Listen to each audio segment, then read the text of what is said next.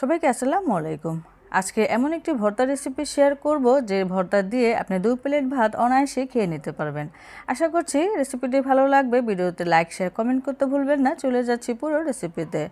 এখানে আমি কিছু শুকনো মরিচ প্রথম থেকে ভেজে নিয়েছি এবং সেই সাথে কয়েকটা কাঁচা মরিচও ভেজে নিয়েছি। এখন এই কাঁচা মরিচ আর শুকনো মরিচগুলোকে আমি খুব ভালো করে একটু হাত দিয়ে কষলে নিচ্ছি। আজকে এই ভর্তাটি বানানোর সময় বাইরে অনেক সুন্দরভাবে পাখি ডাকছিল, তো অরিজিনাল সাউন্ডটা আমি রেখেছি যেন আপনারাও পাখির ডাকটা শুনতে পারেন। আমার কাছে তো বেশ ভালো লাগছিল। এখানে আমি 1 মুঠ পরিমাণে গুঁড়া চিংড়িকে সামান্য একটু হলুদ মরিচ লবণ দিয়ে ভেজে নিয়েছিলাম। বেশি ভাজবো না, হালকা ভাজা দিয়ে নিয়েছি যেন মাছটা নরম থাকে। তো এই চিংড়ি মাছগুলোকেও এখন আমি হাত দিয়ে একটু ভেঙে ভেঙে নিচ্ছি।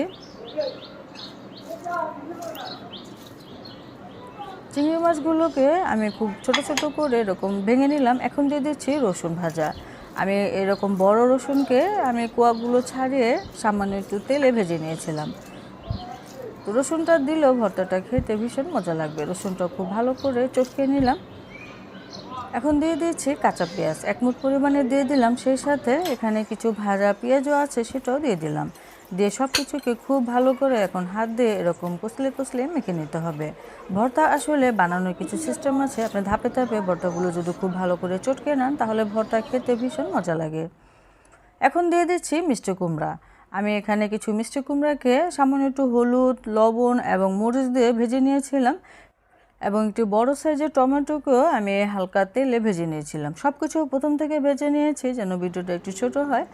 এখানে আমি সামান্য একটু পেঁয়াজ বেরেস্তা দিয়ে দিচ্ছি, এতে করে টেস্ট ভালো আসবে। সব কিছু দেওয়া হয়ে গেলে খুব ভালো করে আবারও মাখিয়ে নিতে হবে। আচ্ছা, ভর্তায় কিন্তু ঝালটা আপনারা নিজেদের পছন্দ অনুযায়ী দিতে পারবেন। তো এই পর্যায়ে মাখানো হয়ে গেলে এখানে আমি কিছু ধনিয়া পাতা দিয়ে দিচ্ছি। তবে ধনিয়া পাতা যদি কারো কাছে পছন্দ না হয় তাহলে না দিবেন।